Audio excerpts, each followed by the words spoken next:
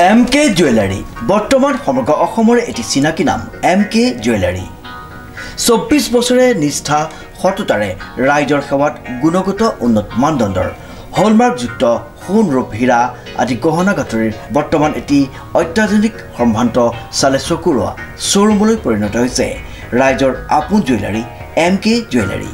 বিয়া বাৰু জন্মদিন বা অন্য কোনো বিশেষ মুহূৰ্তত আপোনজনক যদি সোণ ৰূপ হীৰা বা অন্য যিকোনো গহনা উপহাৰ দিব বিচাৰে তেন্তে MK জুৱেলাৰীক সদায় পাব আপোনালোকৰ কাষত প্ৰিয় গ্ৰাহকসকলৰ যদি সোণ ৰূপ বা দাম আদি গহনা গাঁথৰিৰ কোনো সমস্যা থাকে তেন্তে আমি আমাৰ নিজা কাৰখানাত ততাতৈয়াকৈ গ্ৰাহকৰ সুবিধাৰ প্ৰতি লক্ষ্য ৰাখি তৎক্ষণাত সমাধান কৰোঁ আপোনাৰ মৰমৰ পুত্ৰ বা জীয়ৰীৰ শুভ বিবাহৰ বাবে আমাৰ শ্বৰুমত হলমাৰ্কযুক্ত বিয়াৰ সম্পূৰ্ণ গহনা পোৱা যাব উচিত মূল্যত আৰু উচিত মানদণ্ডত পুৰণি সোণৰ গহনা সলনি কৰি অত্যাধুনিক ন ডিজাইনৰ গহনা আমাৰ MK জুৱেলাৰীৰ পৰা ক্ৰয় কৰিব পাৰিব প্ৰিয় গ্ৰাহকসকলক সম্পূৰ্ণ বিশ্বাসযোগ্যতাৰে আমাৰ শ্বৰুমৰ পৰা কোনো অসুবিধা নোপোৱাকৈ সেৱা আগবঢ়োৱাই আমাৰ একমাত্ৰ লক্ষ্য গতিকে আজি সপৰিয়ালে আহক আমাৰ শ্বৰুম MK জুৱেলাৰীলৈ আৰু লৈ যাওক আপোনালোকৰ সপোনৰ গহনা গাঁথৰিসমূহ আমাৰ ঠিকনা MK জুৱেলাৰী ৰূপহিয়ালী ষ্টুডেণ্ট গেলেৰীৰ কাষত নমস্কাৰ আপোনালোকে চাবলৈ আৰম্ভ কৰিছে নিউজ নাও আৰু মই অনুপম বৰা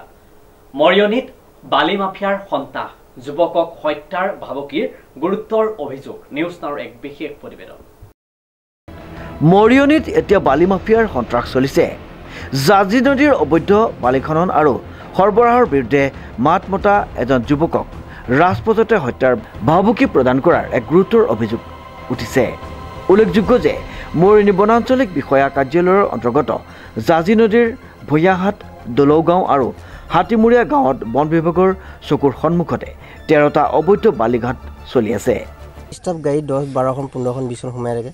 সব ঘাটবোৰ সব নিজৰ নিজৰ 5 দিন কৰি চলাইছে মেচিনে তোলাৰ কাৰণে এনেকুৱা পৰিস্থিতি হৈছে আৰু ফৰেষ্টৰ আহে ফৰেষ্টৰ আহি পিনে প্ৰতিটো ঘাটতে কিবা এটা দিয়ে লৈ গুচি যায় গৈ পিনে তেওঁলোক তেনেকৈ গুচি যায় চলাই থাকিবলৈ কয় আকৌ তেওঁলোকে গাড়ী চাইকেল হৈছে নাই ধৰা গাড়ী ধৰিবলৈ মানে সিহঁতি হাঁচতে এজন থাকে মানে ইনফৰ্মেশ্যন দি দিয়ে যে ফৰেষ্ট গৈছে বুলি লুকালুকি কৈ দিয়ে আৰু দ্বিতীয় যিটো স্পেচিয়েল পাৰ্টি আহে তেতিয়া তেওঁলোকে ফোন কৰি দিয়ে চাগে যে আমাৰ আজি পাৰ্টি গৈছে দেই আপোনালোকে অকণমান ছাইডত হওক তেওঁলোকে মেচিন ছাইড কৰি দিয়ে সিহঁতি বন বিভাগে আগতে খবৰ দি দিয়ে সেই পাৰ্টিটোৱে খবৰ দি দিয়ে তাহাঁতি সিহঁতক লুকুৱাই দিয়ে কাম নচলে তেতিয়া মানে কাম নচলে বুলি ভাবে গুচি যায় সেইখন গাড়ী আহি পিনে কিন্তু মোৰ গাড়ীখনৰ নম্বৰ আজিলৈকে লোৱা নাই ফৰেষ্টৰ আমাৰ লগত চিনাকিও নাই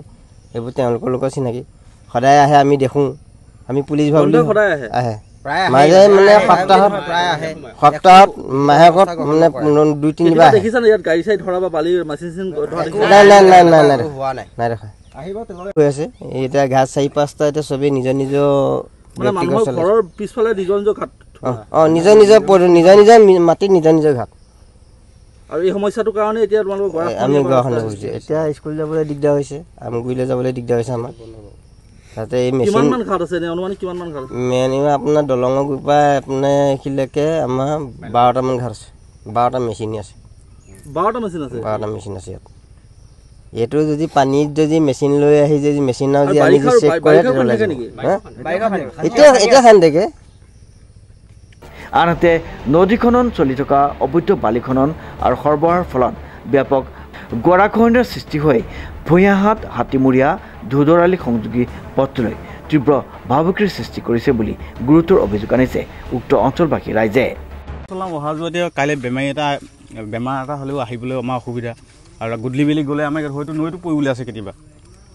বেটেৰী ৰিক্সা লৈ আহোঁ এতিয়া মানুহ এজন বেমাৰী এজন আনিব নোৱাৰে ৰাস্তাই আমি চবকে নমাই দিবলগীয়া হয় মানুহ নমাই আনিব লাগে মানুহ এজন উঠাই আনিব নোৱাৰে ৰাস্তাইদি এনেকুৱাই আমাৰ পৰিস্থিতি আৰু ৰাস্তাটো একেবাৰে খহি গৈছে ৰাস্তাটো এই দেখিছে এইডোখৰ চোৱা গ'লে এইডোখৰ এই চোৱা গৈছে আৰু ইয়াত যদি আৰু ডাঙৰ গাড়ী চলে আৰু এইটো ৰাস্তা নাথাকে আৰু একেবাৰে ধ্বংস পথত হেৰি হৈ যাব ডাঙৰ গাড়ী কিহৰ কাৰণে চলে ইয়াত অকল বালি বালি গাড়ীৰ কাৰণে হৈছে আৰু নহ'লেতো ৰাস্তাটো নখহে না গুৰুত্বপূৰ্ণ পথটোৰ সুৰক্ষাৰ স্বাৰ্থত গাঁওবাসীয়ে তেওঁক ৰাজচক্ৰ আৰু যোৰহাট বন সংমণ্ডল বিষয়াক বালি খনন আৰু সৰবৰাহ বন্ধ কৰাৰ দাবীত স্মাৰক পত্ৰ ইতিমধ্যে প্ৰদান কৰিছে বুলি জানিবলৈ দিয়ে। আনহাতে বালি মাফিয়াৰ এটা দলে ভূঞাহাট গাঁৱৰ ৰবীন দাস নামৰ যুৱকজনক ৰাজপথত আগচি ধৰি হত্যাৰ ভাবুকি প্ৰদান কৰাৰ অভিযোগ উত্থাপিত হৈছে। এই বালিখনা মানুহে ভাবুকি দিছে। সেইদিনাখনি মই এইবোৰ ৰাস্তাৰ কাৰণে আমি বেটেৰী চলাই খাব লাগিব, কাৰণ আমি বেলেগৰ আগত এইবোৰ বালি খানিটো খাব নোৱাৰোঁ। এই ৰাস্তাটো অহা যোৱা কৰোঁ, এইটো ৰাস্তা ভাগি গ'লে আমি কেনেকৈ খাম। বা সেইদিনাখনি সেই ক্ষেত্ৰত ওলাই অহাৰ বাবে মোক এই বালিখনা মানুহে মোক মাৰিম কৈছে, তই এইবোৰ ক্ষেত্ৰত ওলালে তোৰ জান মাৰি দিম বুলি কৈছে মোক। মই হত্যা কৰিম বুলি কৈছে। সেই নাম হৈছে দীপক দাসে কৈছে। বালি খানে সেই মই ক'লোঁ কি বোলো এইবোৰ বালি খানিবলৈ গাড়ীবোৰ আমাৰ ৰাস্তা আহিব নিদিওঁ, আমি এইবোৰ ভাল কৰিছোঁ, সেই বুলি কোৱাৰ বাবে মোক হত্যা কৰিম বুলি কৈছে। এইটো যদি আমি এটাই বিচাৰোঁ, আমাক এইবোৰ যোনে যি কৰিব নাজানো, আমাক এই ৰাস্তাটো মুঠতে ভাল হওক আৰু বালিখনাটো বন্ধ হওক। কিবা এটা শিকি যায়, স্কুলৰ ল'ৰা ছোৱালী কেনেকৈ যাব, বা আমি কাম কৰি কেনেকৈ খাম, বা এই দুখীয়া শ্ৰেণীৰ মানুহবোৰ অহা যোৱা কেনেকৈ কৰিব। তেওঁলোকে গাড়ী আছে কেনিবা ঘূৰি যাব, আমাৰতো গাড়ী এখন নাই ঘূৰি যাবলৈ। আমিতো সেইটো ৰাস্তা ঘূৰি 5-7 কিলোমিটাৰ 8টা ৰাস্তা ঘূৰি আমি টাউন যাব নোৱাৰিম। সেইকাৰণে আমি এইটো কাৰণে লগাৰ কাৰণে মোক মাৰপিটো কৰিব কৈছে, আৰু ভাবুকি দিছে যে মাৰিম, কাটি পেলাই দিম, এনেকুৱা ভাবিও দিছে। মোবাইলটো ভাঙিছে, এইটো চক মোবাইলটো টান মাৰি দিছোঁ, এইটো মোবাইল ভাঙিছে মোক, এইটো মোবাইল ভাঙিছে কাৰণ মই যেনে তেনে লৈছোঁ মোবাইলটো। সেইটো মোবাইলে টান মাৰি হয়, বালি মাফিয়া কৰিছে মোক এইবোৰ কাম। কাৰণ কেলৈ এইটো মোবাইল এনেকৈ টান মাৰি ৰেলিঙত লাগি ভাগি গৈছে, ডিছপ্লেখন গুচি গৈছে মোৰ। আৰু তাতে যদি মই এতিয়া যাবই নোৱাৰোঁ, কৰিবই নোৱাৰোঁ, মোক কেনেকৈ কি কৰি খাম এতিয়া, মোক মাৰিম বুলি ভাবুকি দিছে। এইটো এতিয়া মই এইটো ব্যৱস্থা এটা ল'ব লাগে। মোৰ নাম শ্ৰী ৰবীন দাস। এইটো এটা ব্যৱস্থা কৰি দিব লাগে মোক, কাৰণ কেলৈ মই এতিয়া যাবই নোৱাৰোঁ। যদি মাৰি আকৌ যদি এইবাৰ এইটো কাৰণে আৰু মাৰিব মোক এইটো সঞ্জয়ে মাৰিছিলে। তেওঁ হাতীমূৰীয়া গাঁও, হাতীমূৰীয়া দলং ঘাটৰ পৰা অলপ নামি আহি, দলং তলৰ পৰা ধুধুৱালিৰ পৰা অলপ নামি আহি পাইহি তেওঁলোকৰ ঘৰ। কিন্তু মোক যদি মই কিবা এটা ব্যৱস্থা কৰি দিব লাগে, নহ'বা মই কেনেকৈ যাম এতিয়া। যদি মই এইটো কাৰণে আৰু মাৰিব মোক, মই এইটো জানো, আৰু ধৰিব মোক। তোমালোকৰ কাৰণে এতিয়া বালি মাফিয়া আতংকৰ কাৰণ হৈ পৰিছে। হয়, আমাক ভাল কৰিব লোৱা নাই যদি কাইলৈ হৈছে কৰিম কি কৰিম। মোৰ এটা হাল ল'ৰা ছোৱালী আছে, যদি মোক কাইলৈ ঘপককৈ কিবা এটা হৈ যায়, মোক ল'ৰা ছোৱালী হাল কি হ'ব মোৰ অৱস্থা। ডিজি বৰাৰ ৰিপৰ্ট, নিউজ নাও।